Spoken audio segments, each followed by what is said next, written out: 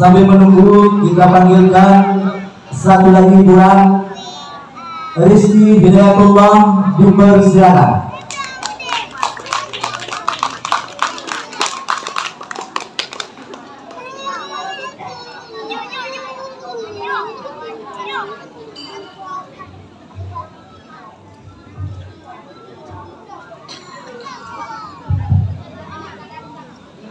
Assalamualaikum warahmatullahi wabarakatuh.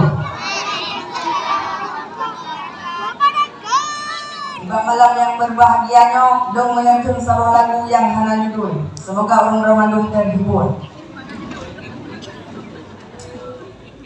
Sambatannya pikir dengan bata duduk, takanan kedro anak nang roga meseru. Nya ke agama di pemuda yang temjinge, nya bakoh jakrahan semeja di tempat duduk. Budoh jino ane nang robela lodu, pegat acara ke agama pemekupru. Nyambut pakai lampu jerat bak bengka pedung, bek susah hati ke anggaran hana pandu.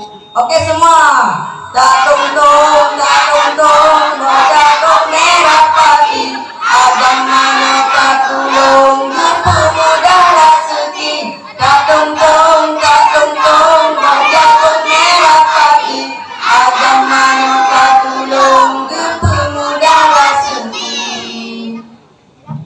Malam Jumat jino tajak beramebun, belam sago kedai kopi sinan tengen.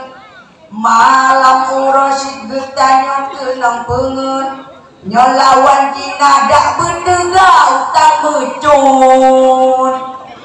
Benda ingat orang doa masa dile, pekan acara ke panggung ke jatuh kaya. Nyohana pen mepakan meripe-ripe, yang ke agama mesti langkahan ke geser.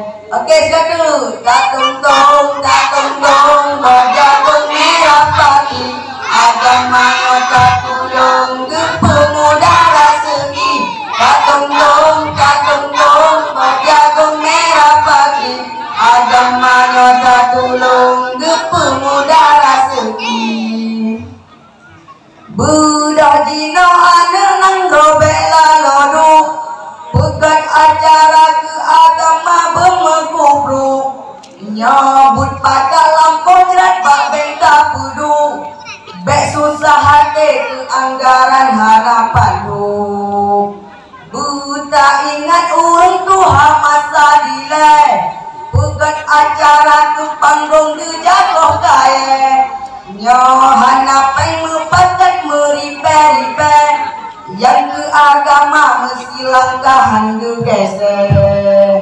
Oke semuanya, tak tungtung, berjago merah pagi, agama tak tulung, ke pemuda raseki. Tak tungtung, berjago merah pagi, agama tak tulung, ke pemuda raseki.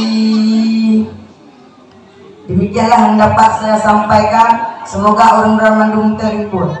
Assalamualaikum warahmatullahi wabarakatuh.